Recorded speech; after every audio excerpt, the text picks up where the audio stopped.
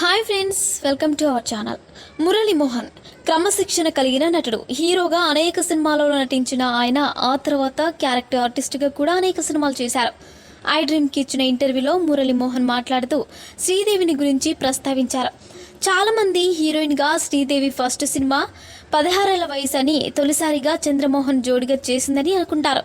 కానీ నిజానికి ఆమె ఫస్ట్ సినిమా చేసింది నాతో అని అన్నారు. హీరోయిన్గా శ్రీదేవి చేసిన మొదటి సినిమా బంగారక్క.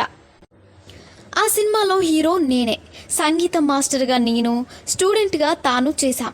ఆ సినిమా సమయంలో నన్ను శ్రీదేవి వాళ్ళ అమ్మగారు చూశారు.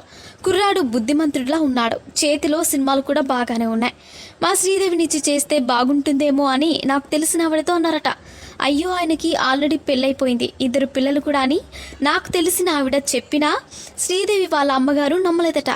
అయితే చూదురుగాని రండి అని ఆమె శ్రీదేవి వాళ్ళ అమ్మగారిని వెంట పెట్టుకుని మా ఇంటికి తీసుకుని వచ్చారు.